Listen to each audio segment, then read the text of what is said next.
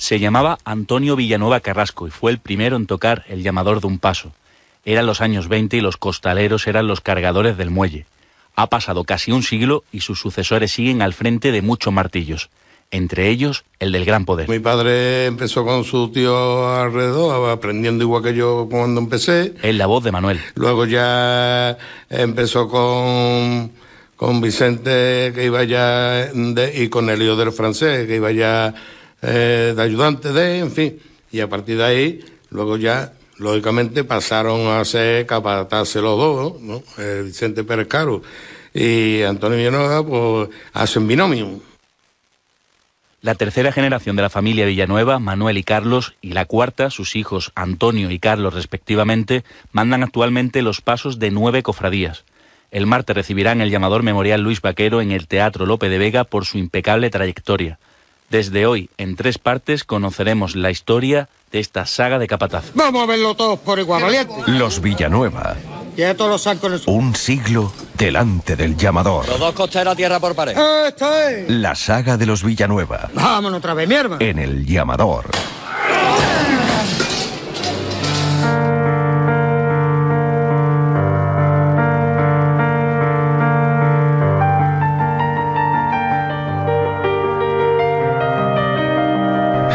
Mi primer recuerdo, cuando yo me vine con mi padre, en el año 63, cuando yo empiezo a tocar martillo, porque resulta de que en San Benito hay un costalero que se pone malo, y entonces mi padre no llevaba ayudante ni segundo, simplemente iba él solo. Y mi padre habla con la delantera: oye, que tengo que arreglar esto, que mi hijo, que... No te preocupes, Villanueva, deja a tu hijo que el niño no le pasa nada. ¿No? Y ahí fue donde yo empecé a tocar martillo. Lunes Santo de 1958. Se estrena una cofradía en la calle, la de Santa Genoveva, desde el barrio del Tiro de Línea. Antonio Villanueva crea una nueva cuadrilla junto a su compadre Pepe Cruz. Y sí, decimos compadre porque fue el padrino de Carlos, que nació ese mismo día. Mi madre, claro, tuvo a mi hermano. Entonces las mujeres parían en casa. Y entonces pues mi tía dice: venga, vamos a ver a papá que le vamos a decir que mamá tenía un niño. Y fuimos y cogimos el tiro de línea en el paso de nivel. Y ahí pues se lo dimos a mi padre, en fin. Y ahí fue donde, al cabo de los años, pues mira, ahí está mi hermano con su tiro de línea y su historia, ¿no? Por la salud de Esther, de la hermana de un compañero vuestro de trabajo, ¿eh? Va por ella, ¿eh? Va por ella. Y a todos los zancos, ¿eh? Vamos a verlo todos por igual, valiente. Bueno, compadre. ¡Esto es! No quiero la lío, ¡Qué barbaridad! Y cuando yo arranco, digamos, empiezo a trabajar en cofradía, fue sobre el año 72, 73. Y ahí empecé pues con mi padre en la Puerto Osario, y empecé de contraguía, y en fin, y estuve hasta que él ya decide retirarse, ¿no?, de las cofradías. Y ahí pues eso fue sobre el año 76 aproximadamente, o 77, y ahí enlazo ya pues a trabajar con la transición con las cuadrillas de hermanos, de aquel entonces entre comillas, ¿no?, porque ni había experiencia, ni había tampoco mucha gente que quisieran participar o trabajar sobre el asunto de como costalero, capataces y demás, y esos fueron mis primeros años, ¿no? Manuel había dejado de trabajar en los pasos con su padre a causa de un conflicto entre este y su compañero Vicente Pérez Caro. Tras solucionarlo, Manuel se sintió incómodo al haberse posicionado lógicamente con su padre y emprendió su propio camino. ¿Y qué va a hacer? Digo, pues voy a ver a tu compadre Moreno, porque mi padre era el padrino de la hija mayor de Manuel López de Díaz Moreno. Digo, voy a ver a tu compadre Moreno. Y fui, y me dice mi padre esta palabra, que va a cambiar el oro por la plata. Digo, pues sí, pues lo voy a cambiar. ¿Sabe por qué decía lo del oro por la plata? Porque entonces Moreno y Domingo Roa tenían todas las semanas en los pueblos, no tenían cofradía en Sevilla.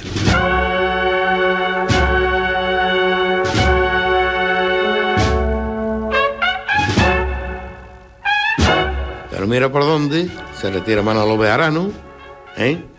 Y entonces Manolo Bejarano que era el que sacaba el Gran Poder, se retira y la cuadrilla viene a buscar a los dos, para que vayan a hablar al Gran Poder, que estaba del hermano mayor, don Miguel Javier Lazo de la Vega, y van a buscarlo, y yo voy con ellos a pedirle a la cofradía. Como este hombre era un gran cofrade y conocía a los costaleros, al ver las caras, dice, vale, y nos dio la cofradía. Claro, al retirarse Manolo Bejarano, a continuación nos da el Gran Poder.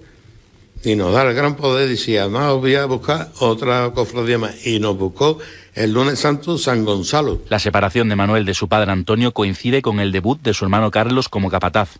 En sus primeros años, Carlos fue contraguía del paso de la sentencia de la Macarena, con Alejandro Ollero, actual capataz de la Virgen de la Amargura. Empiezo a trabajar con Alejandro, llego a la Amargura, se hace aquella primera cuadrilla, fueron 2 años lo que estuve trabajando, y luego por temas diversos pues decidí que no continuaba, pero sí es verdad que aquellos 2 años fueron duros, nos dio, como yo digo, como se suele decir, nos dio patatas en la cara, pero sí es verdad que fue un inicio, fue bonito, ¿no?, por la ilusión y por todo lo que se hizo. Cuando su padre se retira, Manuel había creado algunas cuadrillas de hermanos junto a Domingo Rojas, como las del Dulce Nombre o Montserrat. Por circunstancias, Carlos comenzó a trabajar con él. Mi hermano ya, cuando Domingo Rojas se retira y demás, estamos ahí un tiempo, digamos, trabajando juntos y ya no se parte aquello, no se parte, ¿no? Llega el año 84, que creo que fue un año crucial. Mi hermano estaba apenado por una serie de historias.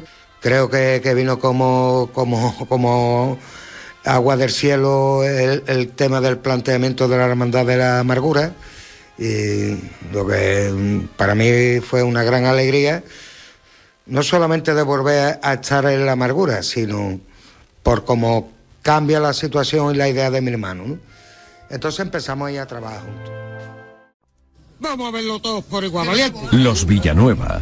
Ya todos los sacos en el suelo. Un siglo delante del llamador. Los 2 costeros a tierra por pared. ¡Esta es! La saga de los Villanueva. Vámonos otra vez, mi hermano. En el llamador. Hoy en este reportaje de Javier Blanco, el segundo capítulo de esta serie que le estamos dedicando a los Villanueva, que mañana recibirán el llamador, vamos a hablarles de un periodo muy delicado, muy controvertido, del que se conoce poco, el tránsito de los hermanos, de los profesionales, de los costaleros profesionales a los hermanos costaleros, algo que ocurrió a principios de los 70. Manuel y Carlos han tocado el martillo de muchísimas cofradías, pero si les preguntas por su hermandad, Manuel lo tiene claro. Pues mira, la cofradía que nosotros, por familia, porque mi bisabuela y mi abuela fueron cigarreras, entonces en esa época las cigarreras antiguas de la fábrica, pues cuando nacían hijos suyos o nietos, pues lo hacían hermanos de la hermandad de la cigarrera. De hecho, yo salí de nazareno, de chico, en la cigarrera. Y un par de años en el baratillo, pero de costaleros, nunca. Si de verdad lo que tú sientes debajo y lo que tú pasas debajo lo aplicara afuera, te valdría. Pero es que después no lo aplicas. Cuando tú estás fuera, te olvidas de lo que has hecho debajo o de lo que ha pasado. Y digo, te olvidas entre comillas. Hay quien se puede olvidar y hay quien no se olvida, pero que no es necesario. Manuel y Carlos son los capataces de los pasos de las cigarreras, pero no trabajan juntos en todas las cofradías. Nosotros, los días que trabajamos por separado, no fue buscado, eso no fue buscado. Sí es verdad que hay hermandades que se plantean, dice, bueno, pues si van juntos los dos en un solo paso y tal, oye, pues vamos a plantear la posibilidad de contar con uno de los dos. Y entonces, ahí es donde empieza, digamos, esa doble línea. Uno sigue con una hermandad, otro se hace cargo de la hermandad. En este caso que me pasó con lo de San Roque, pero nunca fuimos buscando esa separación. Mi idea siempre ha sido el estar trabajando conjuntamente la familia.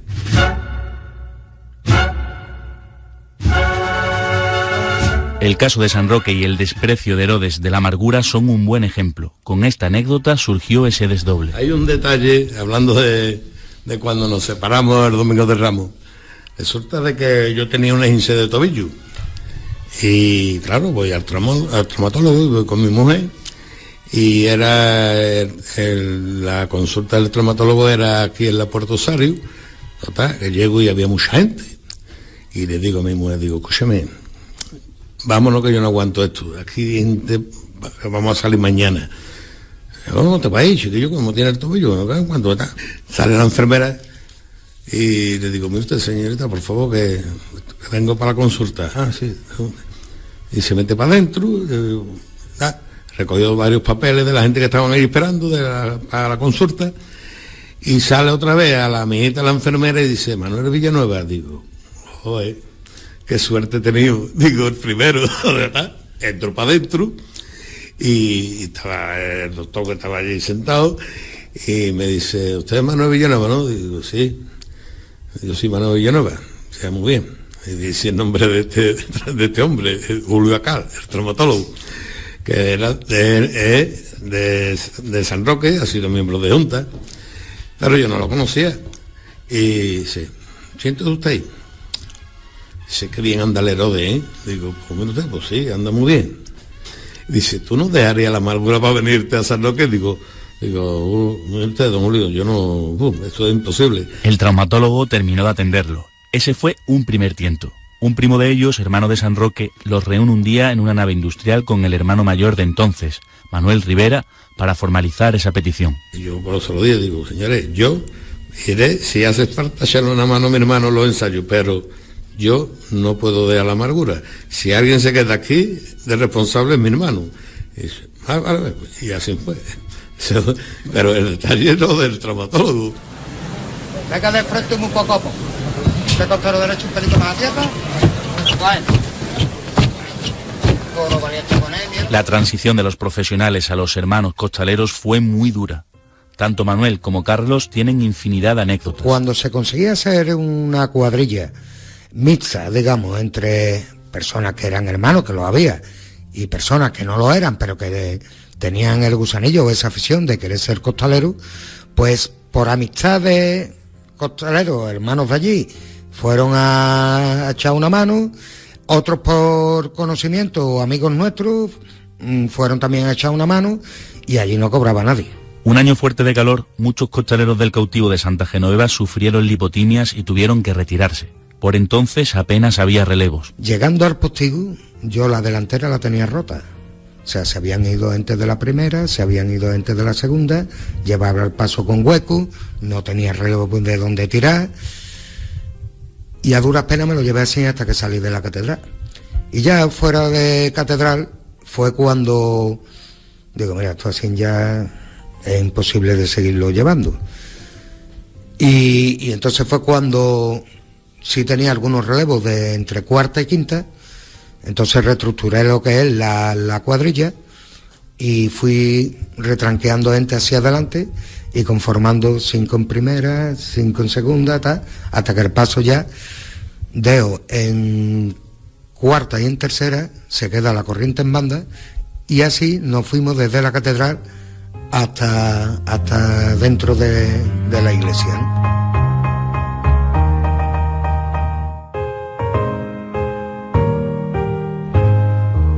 Con mucho esfuerzo, año tras año, los hermanos Villanueva fueron haciendo la transición de sus cuadrillas a las que conocemos hoy en día.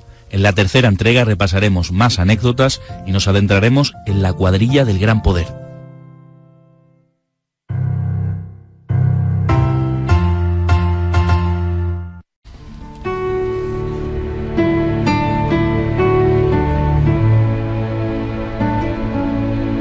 La creación de nuevas cuadrillas de costaleros no fue fácil.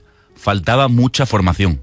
Nos situamos en una época donde el boom por salir bajo los pasos no llegaba ni mucho menos a los extremos actuales. Pues mira, yo siendo segundo hice 2 cuadrillas de hermanos costaleros.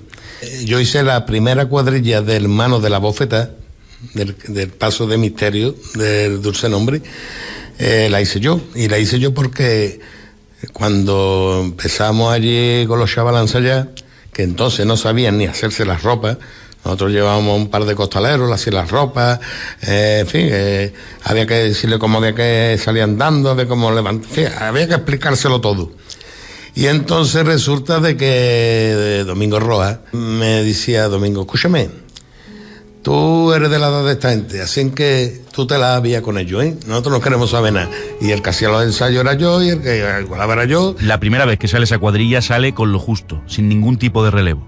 Domingo Rojas sacaba el paso y en la Plaza del Duque se lo dejaba a Manuel. Y estaba yo parado en la puerta del Corte Inglés, íbamos para entrar en Campana, y llega no se me olvidará, esa imagen no se me olvida, tenía un matrimonio, tenían ya 40 y tantos, 50 años, el hombre y la mujer, más o menos, y me empiezan a mirar por el lado, y yo delante callado, quieto, y me viene y me dice el hombre: ¿usted, esto lo sacan los hermanos? Digo, sí.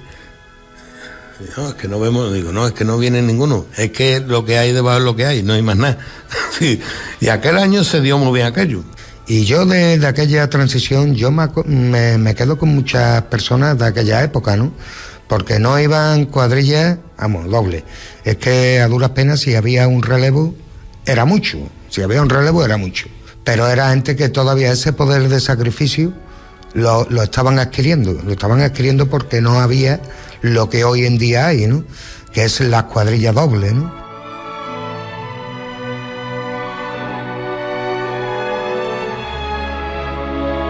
Pero bueno, yo siempre digo lo mismo, que hoy un hombre puede hacer lo que hacía antiguamente otro, siempre que el tío sea capaz de cuidarse, de estar físicamente en condiciones y ser un buen costalero. Y puedes sacar 3, 4, 5, las que quieras. Pero claro, también tienes que medir tú, tu fuerza la tienes que medir tú. Si tú sabes que con 4 va bien, vale. Si prueba con 5 y no va bien, no la cojas.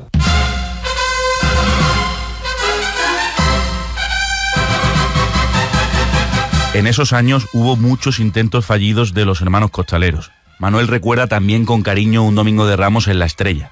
El señor de las Penas llegaba al Altozano por la calle Pureza con sus costaleros, pero la cofradía quería probar a sus hermanos costaleros. Y entonces le dice el capataz a la gente: señores, salirse, que van a salirse los que no sean hermanos, que vamos a meter a los hermanos. Claro, aquello empezaron a salirse gente, y ahora no entraba nadie. Y nos miramos Domingo Rojas y yo, digo, como tengamos que meter a la gente que nos lo hemos mandado para su casa, verá la que se va a montar aquí.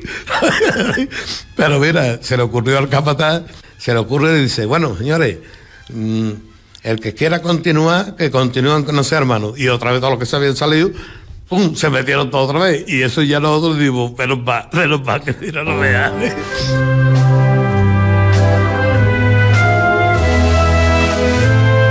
Algo similar les había ocurrido pocos años antes, en la década de los 70, en la Trinidad. Por entonces mandaban pasos, entre otros, en Los Gitanos en la madrugada y en la Carretería el viernes. Total, que metimos carretería. Bueno, señores, pues venga, pues nos vemos en la Trinidad mañana. Había que estar allí a las 1 del día, más o menos, pues salimos temprano. Total, que... Y nosotros nos quedamos citados en el Vaquijano, que ya no es que vean la Puerto Osario, que te ponían las mollejas más buenas, que estaban buenas las mollejas. Total, que habíamos quedado citados allí nosotros a las 2:30 por ahí. Llegamos al Vaquijano y me dice Domingo Rojas, dice: escúchame, niño, toma 500 pesetas, coge un taxi y vete a buscar que nos van a faltar gente, vete a buscar costaleros de los que tú sabes dónde viven. ¿Vale? Me voy con mi taxi, vaya usted a tal sitio, pues. ¿Usted está fulano? A la mujer, ¿no? No está. Bueno, vale, muy bien. Estaría acostado, pero no. Bueno, llegaba otro. Y llego no se me olvidará, llego a San Benito, a casa de un costalero, y le digo a la mujer me quería mucho. La mujer me conocía de niño y me quería mucho. Dice: ¿qué pasa? ¿Qué hace por aquí, Manolito? Digo: mira, aquí vengo a buscar Majero. Dice: ¿el Majero está acostado? Digo: bueno, pues déjalo que duerme. No llame. No, espérate. Déjalo usted, que lo llame. No, lo llamó. El Majero dice: ¿qué pasa, niño? Digo: escúchame, La Trinidad, ¿quiere venir? Dice, espérate, voy a coger la ropa. Cogió la ropa, pum, se vino conmigo en el taxi y llego a la Trinidad y digo, escucha, esto es lo que hay, ya ni más nada.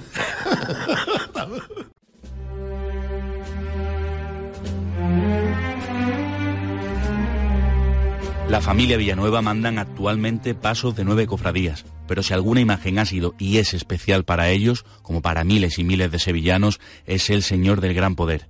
Desde el año 2002, Carlos va con la Virgen del Mayor Dolor y Traspaso y Manuel con el Señor de Sevilla. Para nosotros, cuando vino esa hermandad, fue la guinda que le faltaba al pastel nuestro. ¿Por qué? Porque yo nunca pensaba que podía llegar a sacar Señor de Sevilla ya en mi vida. Para nosotros fue como ponerte una inyección de, yo qué sé, de adrenalina, yo qué sé. Y la verdad que, hombre, eso es además un mundo aparte en el sentido de que estamos hablando de eso, del Señor de Sevilla, y cuando tú vas con él por la calle y paras y tú ves acercarse a la gente y hablarle como si le estuviera hablando a una persona normal, ¿y por qué tú no me haces esto y te pido que me ayude esto? Tú estás escuchando eso delante del paso. Y muchas veces yo me vuelvo porque te ponen las carnes de gallina y me vuelvo porque te emociona, porque tú estás, mira la cara a la persona y estás viendo que esa persona está pidiendo de verdad porque lo necesita, ¿no? Nosotros cuando arrancamos, la verdad que yo soy muy jerárquico, ¿no? Y mi hermano, primero nuestra idea era de ir turnándonos en los años. Pero eso era también complejo y era una barbaridad. Eso, aunque tengamos los mismos conceptos de cómo hacer el trabajo, eso vuelve loca a la gente, ¿no? Entonces había que centrarse cada uno en el paso, mi hermano en el Señor y yo iba en el palo. Tengo que decir que de las hermandades más serias que he visto tratar el tema de las composiciones de cuadrillas, esta ha sido la Hermandad del Gran Poder. Nosotros, tras las conversaciones, quedamos en la hermandad, nos presentaron un protocolo, nos dijeron que nos lo leíáramos tranquilamente y que ya en otro día nos sentábamos y opinábamos sobre ello. Qué es lo que se podía cumplir, qué es lo que no se podía cumplir y demás. Ese protocolo incluía, por ejemplo, que nadie cobraría por salir de costalero o capataz, o que para pertenecer a las cuadrillas era necesario un determinado número de antigüedad de hermanos. Pero en el caso de la Virgen no iba a ser fácil cumplirlo en el minuto 1. Y fue donde le pedimos a ellos que esa norma tenía que ser un poco flexible. Bueno, pues, ¿qué tiempo estimáis vosotros que esto? Pues mira, creemos que en 3 o 4 años esto se puede solucionar. Yo metí el primer año 28 personas. La suerte también fue que la cuadrilla cuajó, al segundo año la cuadrilla estaba hecha. Con lo cual, ¿qué es lo que pasa? Que de aquellos años que nos dieron de flexibilidad, yo empecé a trabajar, si había un hueco, empecé a trabajar ya con hermanos, ¿no? Lo fui haciendo poco a poco. Hoy en día es 100% de hermanos la cuadrilla. Según los hermanos Villanueva, últimamente se están presentando menos costaleros a las igualás para buscar trabajo. ¿Por qué? Porque en sus cuadrillas suele haber pocos huecos para nuevas incorporaciones y muchos se cansan de intentarlo. Y te hablo del Gran Poder. Vamos a ver, si tú estás en la lista de espera, y tú, lógicamente, vas a pasar lista, porque se pasa lista todos los años, y tú sabes más o menos en el sitio que estás. Como el día que se va a cubrir hueco, que es en el primer ensayo, coge mío la lista y empieza a nombrar y hasta el tercero nos dice estoy. Pues resulta de que eso ha pasado este año.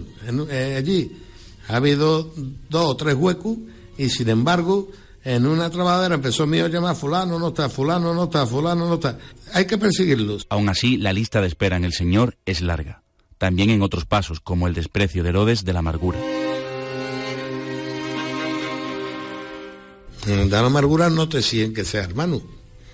¿Por qué? Porque en verdad, si tú analizas el tema, el obligar a ser hermano a la gente que quieren meterse de un paso, quiere decir que es hermano ficticio. ¿Por qué? Porque mañana tú dejas de sacar la cofradía y tú dices, bueno, ya he sacado la cofradía, he pagado mi cuota, esto, lo otro, pero yo ya no quiero saber más nada. Muchos, no obstante, se han ido haciendo hermanos por convencimiento. Diferente es el caso de Santa Marta, que lleva Manuel. Caso Santa Marta, ellos deciden de que la cofradía sigue como está. ¿Por qué? Porque no tienen hermanos de sí para hacer una cuadrilla de hermanos. Y es verdad que hoy llevo hermanos debajo de Santa Marta, pero cuando yo voy a hacer la mudada, en la desarmada, le pago su sobre y cada uno que haga con él lo que quiera, ¿no? Eso es su problema. Pero lo adelantaba él antes, lo que vive delante del Señor es diferente a todo, único.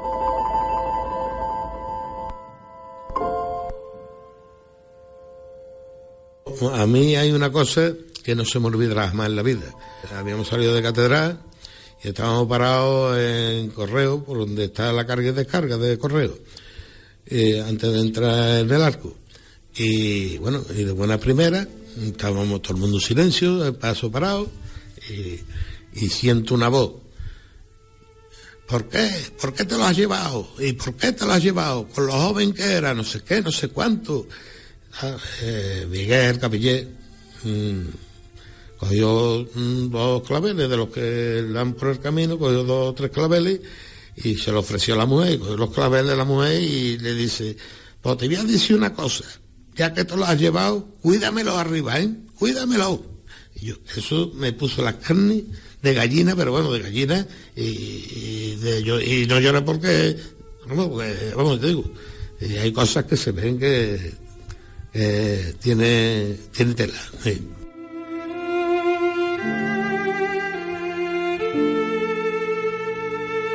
Así son los hermanos Villanueva, tal cual. La saga continuará con sus hijos, la 4ª generación, Antonio, hijo de Manuel, y su primo Carlos, hijo de Carlos. En verdad, me acuerdo que me dice mi hermano: escúchame, tú te haces cargo de los niños. Digo, vale, yo me hago cargo de los niños. Hombre, es verdad que él ha enseñado cosas igual que yo, pero lo que está claro que de principio lo cogí a los dos y a los dos les estaba inculcando lo mismo que mi padre me inculcó a mí, lo mismo que yo he aprendido, y la verdad que los dos están ahora mismo en un auge muy bueno, están los dos. El futuro está garantizado. Pronto cumplirán un siglo los Martillos. Por eso, y por mucho más, hemos querido rendirles este homenaje con sus recuerdos y, sobre todo, entregándoles nuestro llamador memorial Luis Vaquero. Un homenaje a las voces que guían al Señor.